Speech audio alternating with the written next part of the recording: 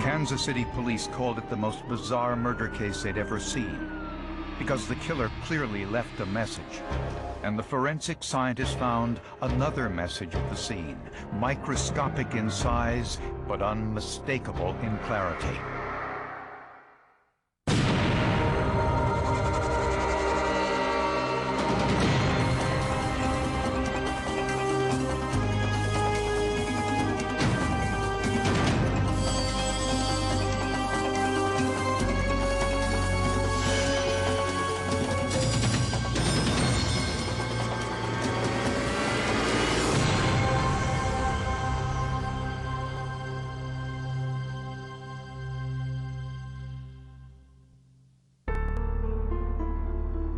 One Friday afternoon in 2000, some people returning from lunch heard strange noises coming from one of the offices. The woman found her boss, Richard Armitage, on the floor behind his desk in a pool of blood. She called for his partner, Richard Buchli, to help. At this point, Armitage was still alive. He was still fighting for his life. She went to the phone, called 911. She heard some noises, the clapping sound. Mr. Buchli was attempting to revive Mr. Armitage. Armitage was rushed to the hospital and went immediately into surgery. He had swelling on the brain. Things did not look good at all. In fact, from what we were hearing from the doctors, it was just a matter of time. His kids were all there, and I leaned over his bed and I said, if you want to go, go. You know, you can go. I let him go. I let him go, which was very hard. Armitage never regained consciousness. We knew that we were going to have a homicide on our hands, and it was going to be pretty difficult to solve. The autopsy revealed Armitage had been struck 9 times in the head with a blunt object, possibly a hammer. It looked like the person who had done this was very angry at the time because of the type of wounds that he had to his skull, very deep, very open wounds. It could have been either passion, it could have been just straight out anger. We didn't know at that point. Richard Armitage was a lawyer whose practice was primarily related to organ transplantation and donation issues. Not surprisingly, his heart and other organs were donated to 3 different recipients. It was very difficult for the kids, very difficult.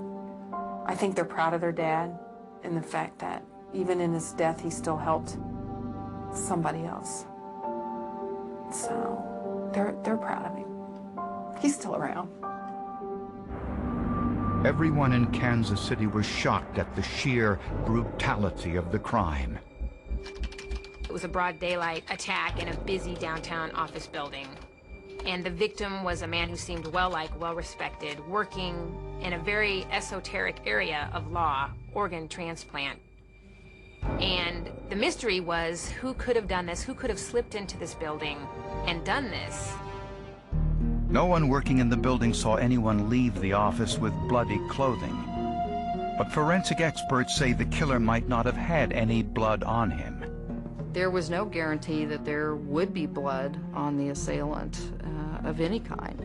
If you're using a hammer, you impact that object, really the energy is dispersed away from the assailant. The person comes in and commits the beating and leaves, and there's very little evidence, if any, on that person. No one, not friends, family, or business associates, could name a potential suspect. To find a lawyer slain in his office in broad daylight was highly unusual. It was something the city had not seen before. But investigators discovered Armitage did other types of legal work besides organ transplantation law.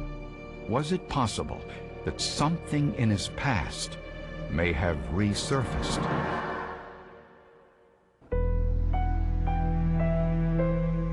Richard Armitage was just 51 years old when he was found murdered in his office.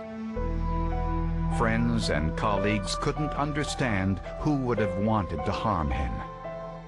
Rich had children from a previous marriage, and Rich and Kathy had a child not long after getting married, and Allie was just adorable little girl, and seemed to be the happy couple, and really enjoying life to the fullest.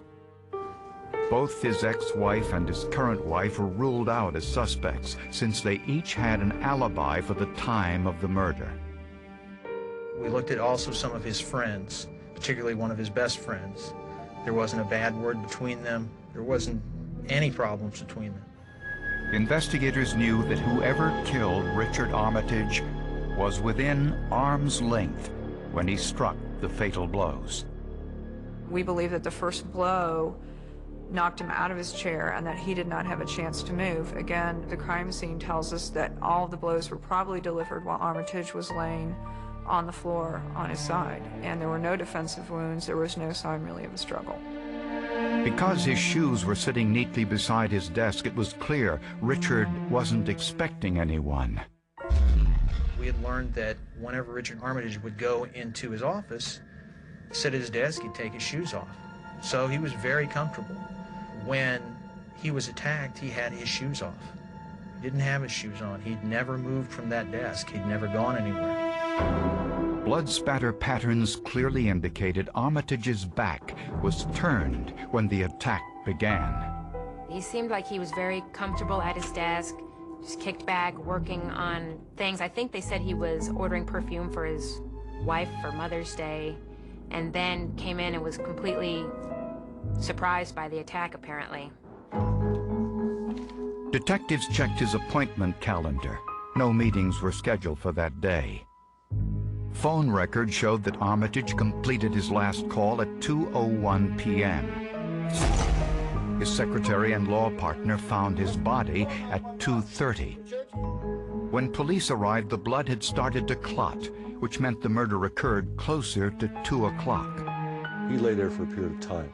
Normal, healthy individuals who are not taking anticoagulants normally will clot or begin to clot within 3 to 15 minutes. Armitage's partner, Richard Buchli, said he was at lunch at the time, so did his secretary. And there was no one else in the office.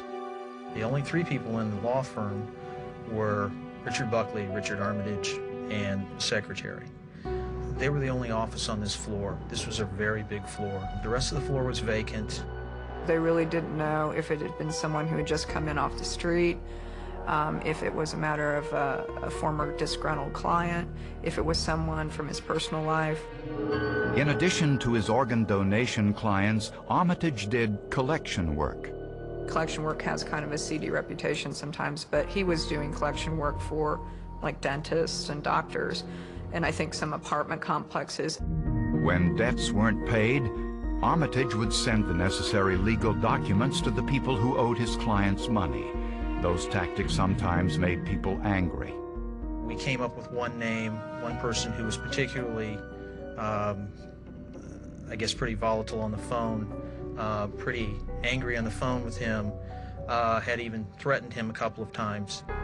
Office records identified the man as Lou Campbell.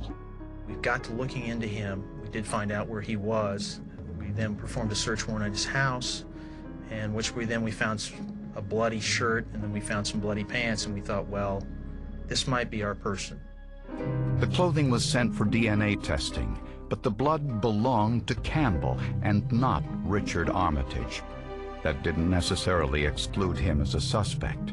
It would not be outside of the realm of possibilities that there was no blood on the attacker, and that comes back to the physics involved when you're impacting a bloody object. If you're using a hammer, you impact that object, really the energy is dispersed away from the assailants. When investigators looked at security camera videotapes to see if Lou Campbell had entered Armitage's office building on the day of the murder, they found a big surprise.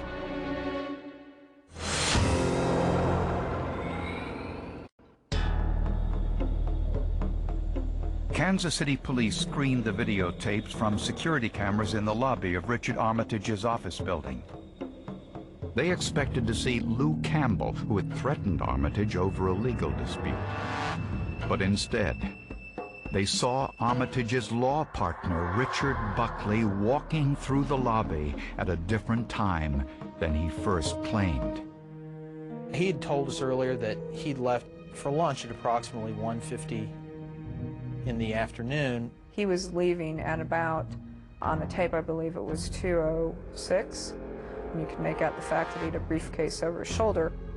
Buchli's explanation was simple, that he was mistaken about the time he left for lunch. But police realized this time difference meant Buchli and Armitage were in the office alone for approximately 5 minutes before Buchli left for lunch. Could that be enough time for him to have attacked Mr. Armitage? Yes. And done what he done and then try to get away? Yes. Buchli denied he had anything to do with the murder, and police found no blood or anything suspicious in Buchli's briefcase. Buchli said when he left for lunch, Armitage was on the telephone. He said he walked through the lobby, went to a fast food restaurant, then bought some items at an office supply store. The receipt showed he was there at 2:22. Buchli said he then returned to the office, had a cigarette outside, and when he saw his secretary, they both went back into the office together at approximately 2:30. That's when they found Richard's body. His story seemed to hold up, especially when police recalled his appearance just minutes after the body was found. Richard Buchli, when we first contacted him, he had no blood on him. It didn't appear that he had been in a fight. It didn't appear that anything had happened. But when police looked into Buchli's background, they found some disturbing information. Armitage handled the organ transplant side of the business and did very well. Buchli handled civil cases and was doing poorly. Richard Buchli was a very bad lawyer. He spent a lot of money on witnesses. He spent a lot of money on things he probably didn't need to spend money on, and then when he got to trial, for whatever reason, he just couldn't win a case. Financial records indicated that Buchli had amassed a debt of more than $250,000. Richard told me about Buchli's debt. He would rob Peter to pay Paul, and he would borrow $10,000 to go to Colorado to do a deposition, and then he'd lose the case. And then he put a lot of money in some of these cases, and he'd lose them. Armitage was apparently no longer willing to cover Buchli's debts, and his accountant said he was thinking of dissolving the partnership. This would have left Richard Buchli with no income. And as Armitage's law partner, Buchli was the beneficiary of a $150,000 life insurance payment in the event of Armitage's death, a clear motive for murder. So despite the fact that Buchli's clothing looked clean, investigators sent his shirt, jeans, and sneakers to the forensic lab for testing. And almost immediately, forensic analysts saw something nearly invisible to the naked eye. I was very surprised when I pulled out the shirt. That was the first thing that I pulled out to look at. And I knew immediately that this was high-velocity blood spatter. There wasn't very much there, though I could see it very clearly. This kind of high-velocity spatter can only be created when the person wearing the clothes is in close proximity to a blood source being struck with a great deal of force. These small blood droplets are actually embedded between the fibers, indicating that they've been forcibly driven in, as opposed to a light transfer of blood, which will only be visible on the tops of the fiber bundles. Altogether, there were 61 specks of blood on Buchli's clothing, each no bigger than a pinpoint. DNA testing proved the blood was Richard Armitage's. When confronted with this evidence, Buchli claimed he got the blood on his clothes when he tried to revive Armitage, specifically when he clapped his hands to see if Armitage was conscious. Was this a plausible explanation? Forensic experts were ready to put it to the test. Richard Buchli denied killing his law partner, Richard Armitage, despite the fact his partner's blood was found on his clothing. Buchli said the blood spatter got onto his clothes when he tried to determine if Armitage was conscious. The defense came up with the possibility that clapping would cause this fine mist or spatter, that if he had gotten his hands bloody with Armitage's blood and then was clapping, that would have caused it. To see if this was possible, forensic experts conducted an experiment. First, an individual simulating Richard Buchli got down into a kneeling position as he would have been over Armitage's body.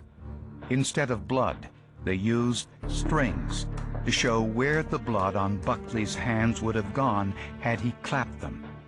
And we would follow the path of these strings to see what areas were exposed, could possibly have received blood, and compare that to what areas did actually have blood.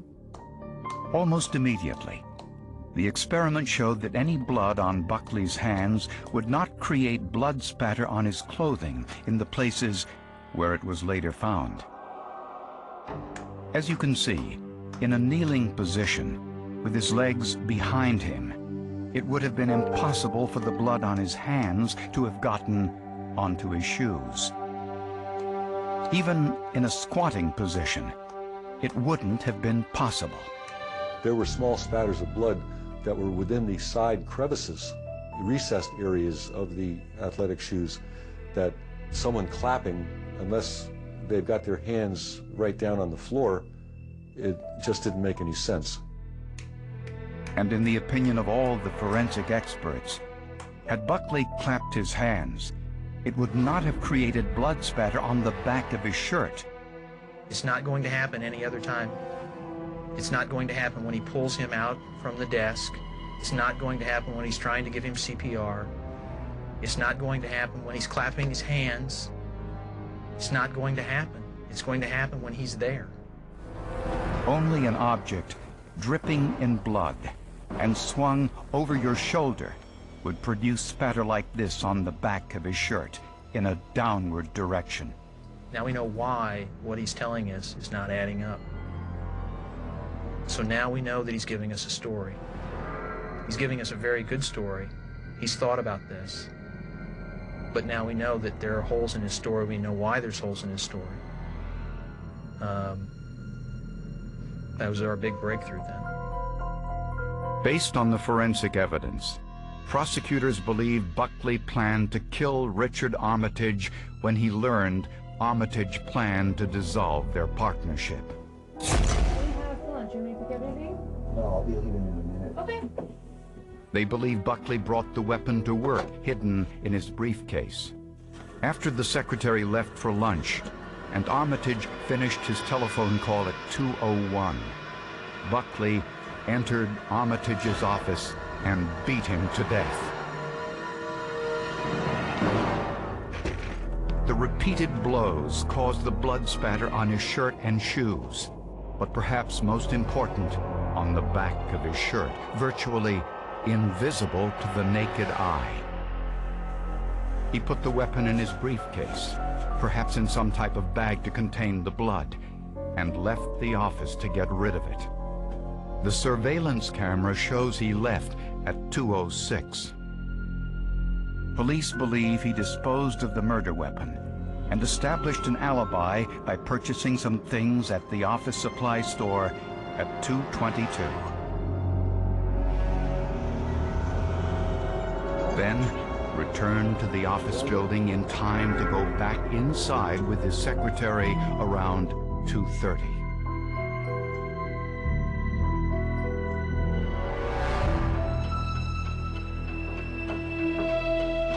Mr. Armitage? Oh, Mr. Buchli, can you come here?